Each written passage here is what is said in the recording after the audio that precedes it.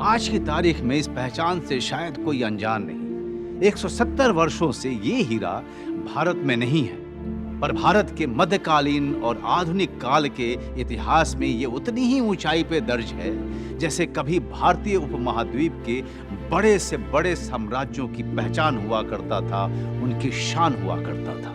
ये है दुनिया के सबसे मशहूर हीरे का इतिहास, जिसे आज भी वो अपनी चमक में छिपाए टावर ऑफ लंदन में विराजित है, सिंबल ऑफ कॉन्क्वेस्ट यानी विजय का प्रतीक बनकर। कोहिनूर के अनदेखे इतिहास में आपका स्वागत है। मैं मनोज बाजपेयी कोहिनूर के इस अनसुनी अनदेखी कहानी के सफर में सूत्रधार बन आपके समक्ष हूं। मेरा प्रणाम स्वीकार करें और मेरा साथ भी। इतिहास जितना बड़ा है उतना ही गहरा भी।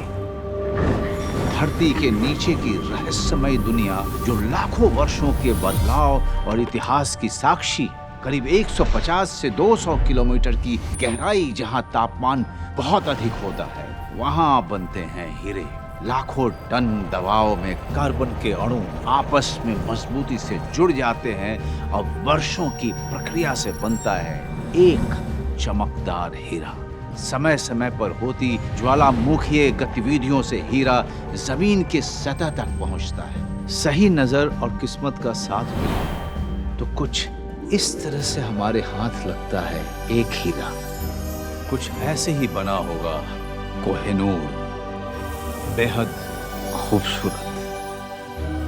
प्रकृति की ऐसी शुद्धतम रचना जिसके बनने में हजारों लाखों वर्षों का समय लगा होगा, धरती के आशीर्वाद के रूप में हमें प्राप्त हुआ। माना जाता है करीब 5000 साल पहले दक्षिण भारत का गोलकुंडा क्षेत्र, यही वो धरती जहां से यह हीरा मिला था। 17वीं शताब्दी तक दुनिया के सबसे बड़े हीरे की खदान, वो भी तब जब इकलौता भारतीय उपमहाद्वीप ही विश्व में शुद्धतम हीरों का खनन कर रहा था।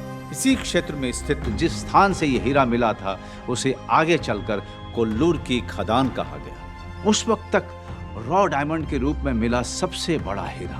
अनुमानित वजन 793 कैरेट्स, जो कि आज सिर्फ 105.6 कैरेट्स का रह गया है। ये जो बीच का सफर है, हमें यही तय करना है। इस सफर से जुड़ी कुछ कहानियां और घटनाएं इस सफर को बेहद रोमांचक बनाएंगे, ये मेरा वादा है।